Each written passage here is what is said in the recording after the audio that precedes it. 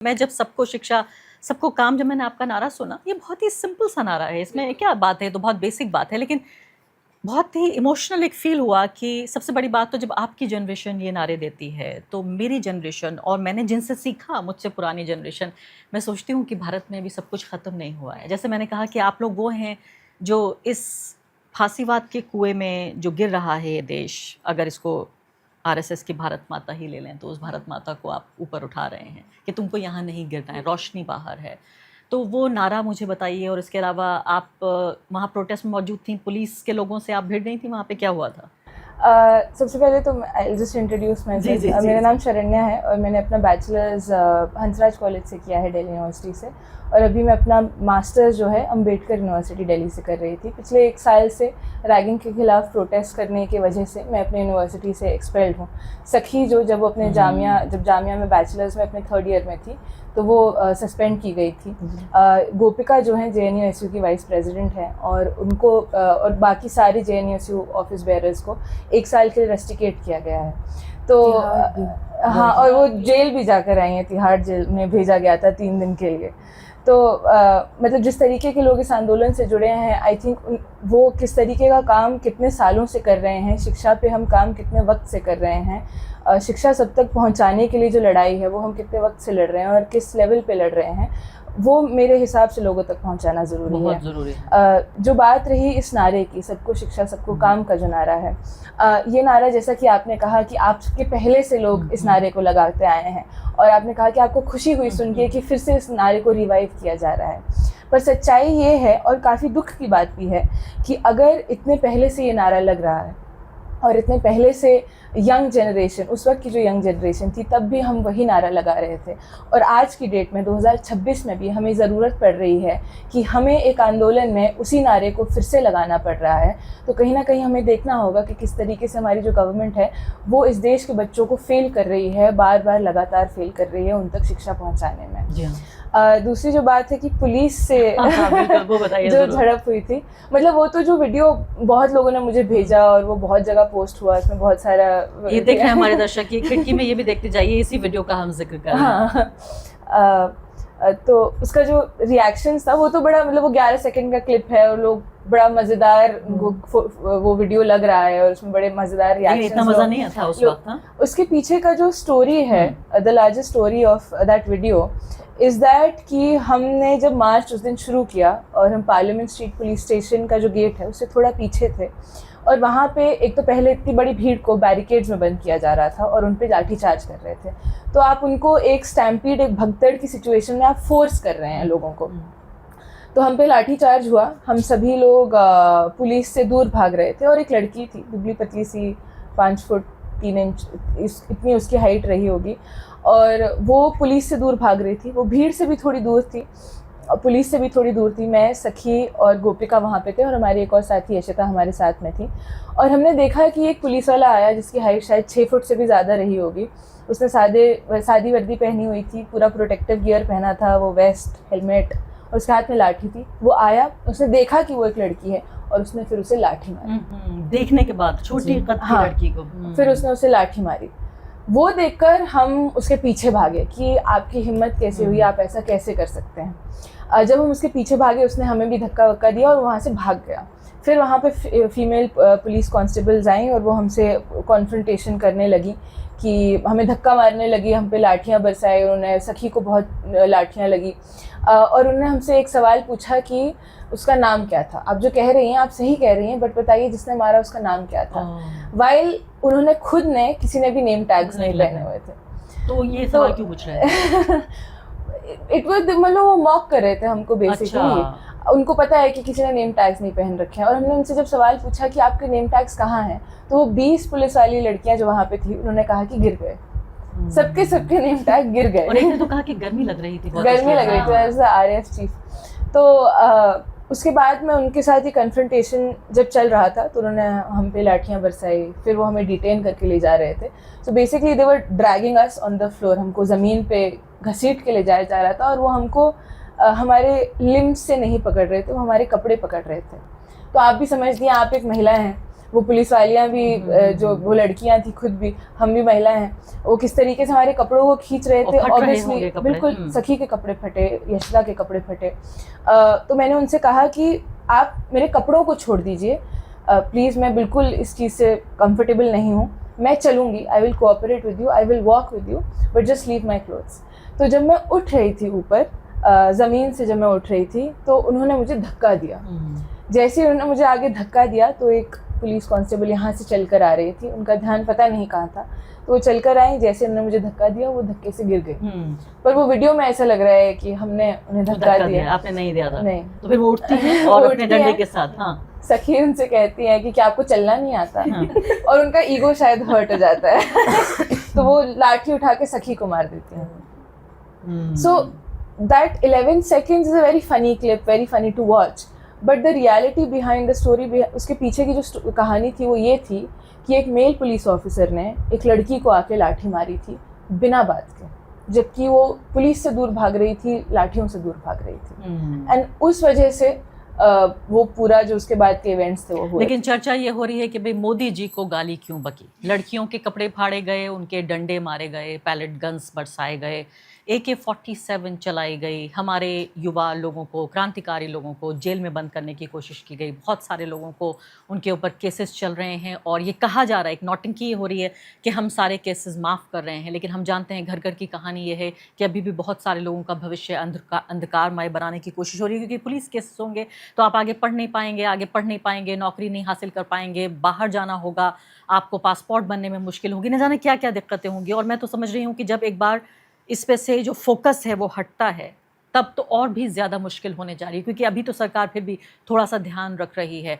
महीना, आप बताइए आपकी क्या कहानी है? आप तो दक्षिण भारत से आती हैं, कर्नाटका से आपका संबंध है? कहाँ? You are from Kerala. तो केरला से आप आती हैं, यहाँ तो लगता था कि हिंदुस्तान वाला पूरा माहौल जो चल रहा है बहुत सारे दिनों से, यहाँ तक कि जो प्रोटेस्ट था उसमें भी ज़्यादातर हिंदी के ही नारे थे। तो आप अपने बैकग्राउंड के बारे में हमें कुछ बताइए। मेरा नाम मेहिना है और मैं अभी दिल्ली यूनिवर्सिटी में PhD कर रही हूँ और SFI का एक छोटा एक्टिविस्ट है। लेकिन काम बड़ा कर रहा है ये छोटा activist. Thank you. So I have been there at Jantar Mantar since the beginning of the protest. Our experiences were, see, we as activists, we see this in our universities every other day.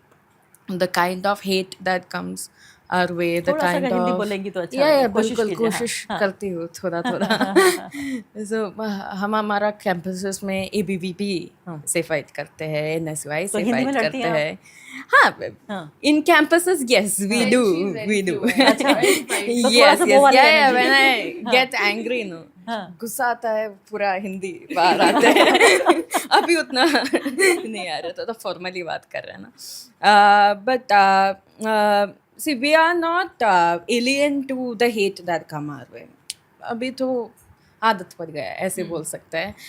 But एक थोड़ा triggering factor हुआ था protest में, जब एक दिन हम जुनैद भाई को फेलिसिटेट कर रहे थे। मतलब उतना बड़ा फेलिसिटेशन नहीं है, हम सब लोग एक रोज़ लेके जुनैद भाई को देखते हैं। टू गिव कॉन्टेक्स्ट, जुनैद भाई है जो आदमी जंतर मंतर में सबको खाना दे रहे थे। बहुत मशहूर है, हमारे तमाम दर्शक उनको जानते हैं। और उनके लिए जब वो उनको पुलिस लेके चली गई थी या उनके परिवार को परेशान कर रहे थे, आप यकीन जानिए हज़ारों की तादाद में इसी प्लेटफॉर्म पर लोगों ने उनके लिए दुआ भी की और नाराज़ भी हुए। उन सब पे तो आपको कॉन्टेक्स्ट की बिल्कुल ज़रूरत नहीं है। या so I hope the audience know who Junaid भाई इज़। सारे देश को पता होना चाहिए जुनैद भाई कौन है। सो हर दिन बच्चों के लिए खाना दे रहे थे जुनैद भाई, सुबह शाम दोपहर में, और हमारा टेंट में आके पूछते थे बच्चे आपने खाना खाया? नहीं खाया ना, आ जाओ खाना खाओ। So he used to be very caring towards all the protesters. एक दिन हमने एक रोज़ दिया उसको, हम सब मिलके, और मैंने उसका फ़ोटो अपलोड किया इंस्टाग्राम में। इतना ट्रिगरिंग गंदा गंदा कमेंट्स आया, टेररिस्ट है ये लोग, पाकिस्तान से फंड आ रहे हैं इसको, और जिहादी लोग हैं ये सब। Very targeted identity based attacks, and my identity as a Muslim woman activist was also being attacked. that see, you know what's going on between these people, you know what is funding them. So this एक gauge है ना that India में बस Hindus होना चाहिए, बस Hindi speaking लोग होना चाहिए, दैट बीजेपी का you know, one nation, one language, one culture, one religion, one understanding, that was being pushed on to us in our very comment sections under the post that we post. So that was very triggering, क्योंकि जंतर मंतर में हर religion का, हर culture का, हर state का लोग थे वहाँ पे, and we were not looking at each other as we are from different many spaces. We had to tell मैं मुस्लिम हूँ, शरण्या हिंदू है, हम एक साथ है, ठीक है, कोई इशू नहीं है, यहाँ कुछ प्रॉब्लम नहीं हो रहे है, चिल. गोदी मीडिया को बोलना पड़ा बहुत बहुत time that, you know, there is no Hindu. मतलब आप लोग जाके अपनी यूनिवर्सिटी में लड़ते नहीं एक दूसरे से कि तुम हिंदू हो, तुम मुस्लिम हो, ऐसा कुछ नहीं होता? We are activists. At the end of the day, we are all poor students who are fighting to make ends meet. That is our identities at the end of the day. So that was very triggering experience. और एक और post थी, Saki would also know about it. हमने एक post किया जंतर मंतर का एक दिन, 5 women, me, Saki and 3 others, we were standing together in front of our tent. हमने एक पोस्ट किया ये फोटो, और उसमें भी इतना ट्रिगरिंग कमेंट्स आया, like I can not even say those words here. The kind of सिर्फ इसलिए क्योंकि आप एक मुस्लिम औरत हैं? नहीं, क्योंकि हम लोग औरतें हैं और उस पे मुस्लिम भी हैं फिर. हाँ, अलग अलग आइडेंटिटीज. मतलब करेला वो भी नीम चढ़ा. हाँ, एक हिंदी में कहावत होती है कि करेला है वो भी नीम चढ़ा. या सो मतलब एक औरत है, औरत होके आंदोलन कर रही है, नारेबाजी कर रही है, घर में रोटी बनानी चाहिए थी, और जितनी उम्र हो चुकी है इतनी उम्र में तो शादी हुए कई साल हो चुके होते हैं. 18 साल की उम्र में अगर शादी हो जाती तो. और आप जो यहाँ पे बैठी हैं ऊपर से मुसलमान भी हैं. एग्जैक्टली. और हिजाब भी नहीं करती हैं. एग्जैक्टली. By choice. हिजाब भी नहीं है, so you get attacks from all directions. ठीक है, it is not just one kind of people attacking you, हर जगह से अटैक आता है. नहीं, ये मोदी भक्तों की एक बात आपको और बताती हूँ. मुझसे दिन रात वो कहते हैं कि तुम हिजाब क्यों नहीं ओढ़ती. आप बताइए क्यों कहते हैं? क्या इनको हिजाब पसंद है? No, definitely, it's about choice. बहुत सारे हमारे वो क्यों कहते हैं मुझसे हिजाब नहीं पहनती? दो चीजें हैं. पहली बात डिह्यूमनाइजिंग की बात भी है. दूसरी ये है कि कर्नाटका में इन्हीं की सरकार ने पाबंदी लगाई थी कि लड़कियां एग्जाम देने कॉलेज नहीं जा सकती हैं हिजाब पहन के. तो मुझसे जब ये कहते हैं, इनको अच्छे लगते हैं मुसलमान मुसलमान जैसे, हिंदू हिंदू जैसे. जब ये मिक्स्ड होती हैं चीज़ें, जैसे आपके बाल छोटे हैं, आप हिजाब नहीं पहन रही हैं, जब तक आप मुझे बताएंगे नहीं ना कि आप मुसलमान हैं, मैं पता ही नहीं लगा पाऊंगी. तो नरेंद्र मोदी जी की राजनीति को अच्छा ये लगता है कि देखिए मुसलमान औरतें हिजाब पहनती हैं, मुस्लिम पुरुष जो हैं वो टोपी लगाते हैं, दाढ़ी होती है, हिंदू जो है वो तिलक लगाता है, और औरतें साड़ी पहनती हैं, बिंदी लगाती हैं. जब कन्फ्यूजन होता है कि मुस्लिम औरत साड़ी पहन रही है, मुस्लिम औरत हिजाब नहीं पहनती है, जब तो इनकी पॉलिटिक्स को ये प्रॉब्लम होती है. कपड़ों से नहीं पहचान, कपड़ों से पहचान नहीं पाते. Exactly. And we are also very vocal about queer politics, LGBTQI plus politics. इसमें भी comments आते हैं.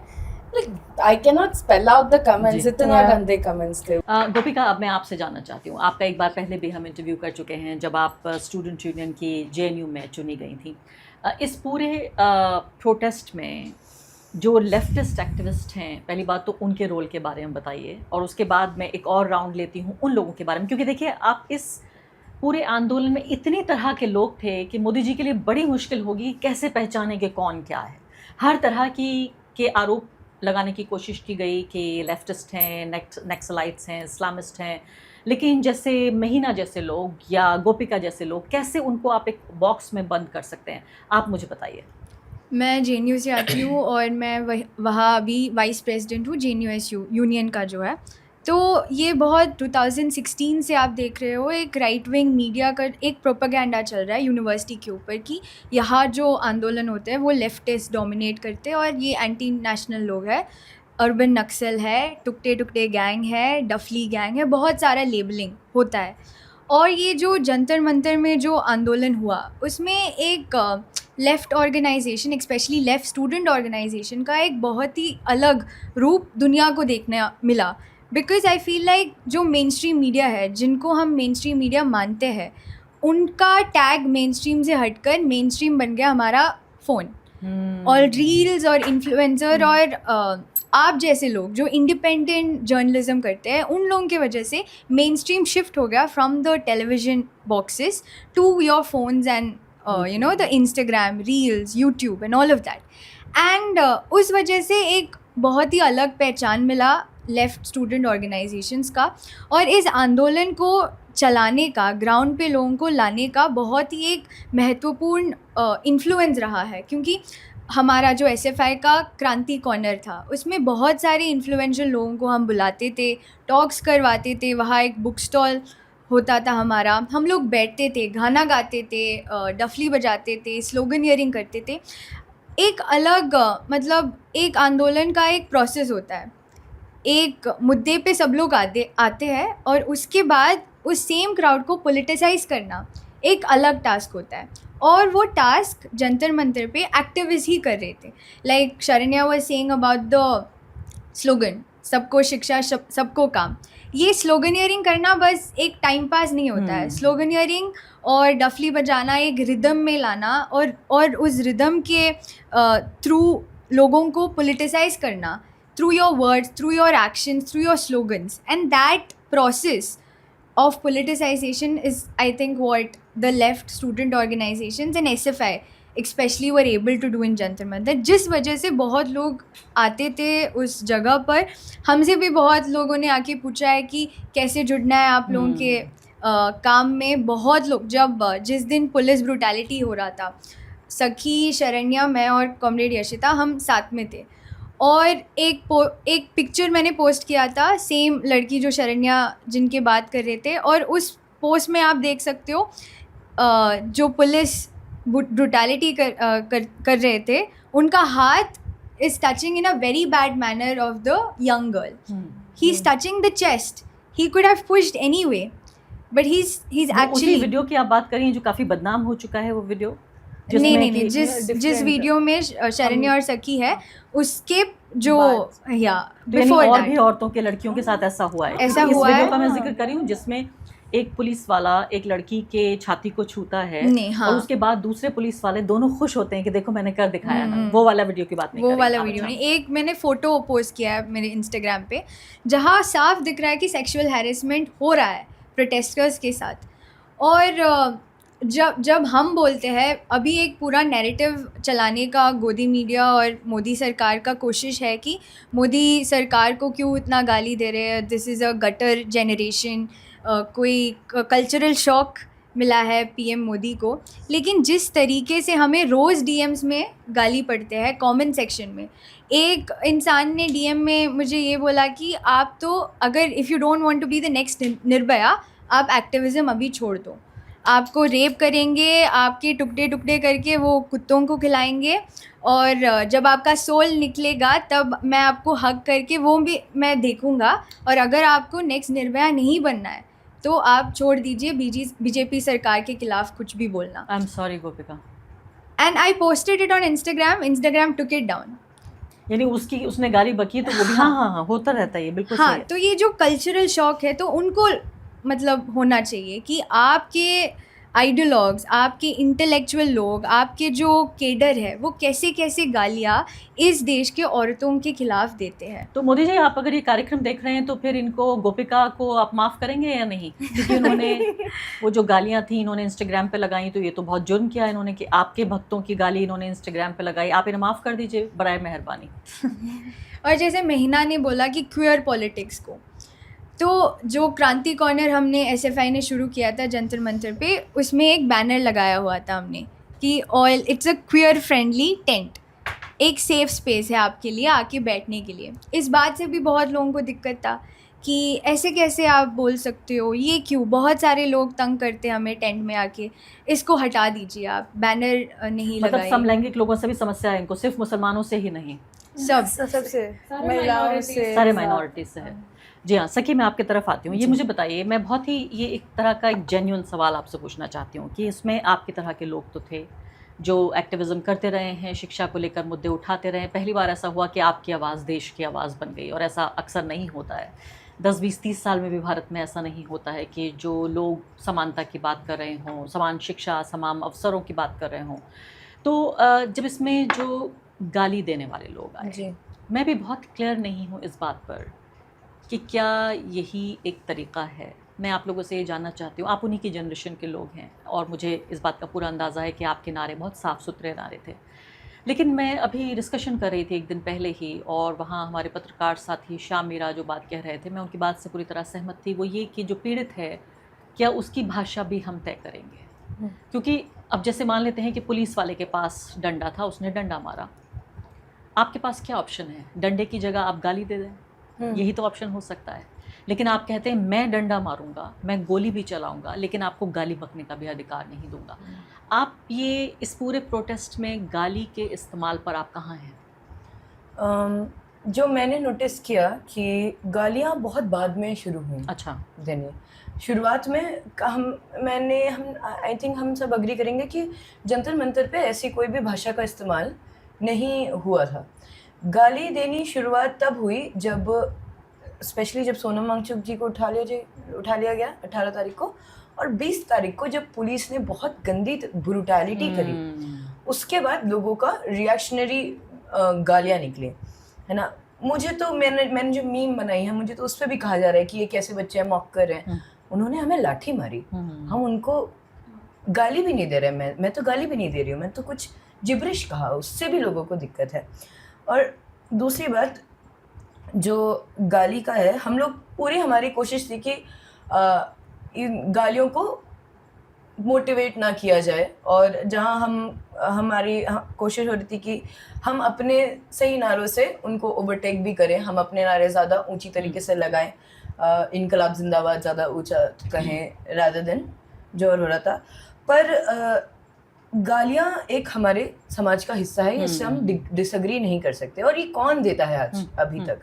ये पार्लियामेंट में उनके एमपी एमएलए देते हैं, है ना। मुसलमानों के खिलाफ कितनी गालियाँ एमपी एमएलए, योगी जी देते हैं, रमेश बिधूड़ी का आप जिक्र कर रहे हैं। हाँ, योगी जी देते हैं। मीडिया को कहा है उन्होंने, है ना, गाली दी है। अभी मतलब बहुत कंट्रोवर्शियल हो सकता है ये कहना, बट अभी वीडियोस आ रही हैं कांवड़ यात्राओं की, है ना, तो वो कैसे बच्चों की वैन्स पे हमला कर रहे हैं, कैसे जो सड़क है उसको रोक के पुलिस वालों पे अभी कुछ घंटे पहले पुलिस वालों पे हमला किया, पुलिस वालों के कपड़े फाड़ दिए हैं। जी, अब आप उस पे क्या कहेंगे? आपको 15 साल की 16 साल की लड़कियों को टारगेट करने में ज़्यादा उनको आसानी लगती है ना, कि अच्छा इन लोगों ने हमें गाली दी, इसको पकड़ना आसान है, तो आप उसको ढूंढते हैं। ये भी मैं सखी आपसे जानना चाहती हूँ कि इंस्टाग्राम पे क्या गालियों का, और खासकर जो हिंदी गालियाँ हैं, सिर्फ अंग्रेजी नहीं बल्कि हिंदी, वो गालियाँ जिसको हमें लगता था कि हम पीछे छोड़ आए हैं, उन गालियों का एक नया कल्चर मैं देख रही हूँ, जो कि डे टू डे बातचीत में गालियों का इस्तेमाल हो रहा है, कि कोई फ़नी वीडियो बनाने की कोशिश हो रही है, कोई इंगेजिंग वीडियो बनाने की कोशिश हो रही है, लेकिन यही फिर आंदोलन की भाषा बन गई। तो क्या हम ये कहें कि चूँकि गालियाँ पहले से ही इस्तेमाल हो रही थी, ऐसा नहीं है कि गालियाँ कोई नई उपज हुई है? हाँ, मैं ये कहूँगी कि ये आंदोलन की भाषा नहीं थी, है ना, क्योंकि आंदोलन बहुत बड़ा था।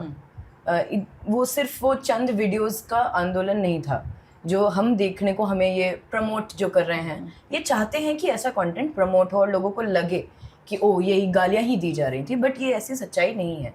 वहाँ के बहुत समय से हम लोग वीडियोस डाल रहे हैं, जब से शुरू हुआ है आंदोलन तब से हम लोगों ने कोशिश करी कि अगर मीडिया हमें नहीं कवर कर रहा है तो हम अपने मोबाइल फ़ोन से जितना दूर तक पहुंच सकते हैं उतना दूर तक पहुंचे। पर हमारी गालियाँ हमारे वोकैबुलरी में नहीं थी, ये बहुत बाद में हुआ, और ये भी कुछ चंद लोगों के द्वारा किया गया जो पूरे डिफाइन नहीं करता है पूरे प्रोटेस्ट को।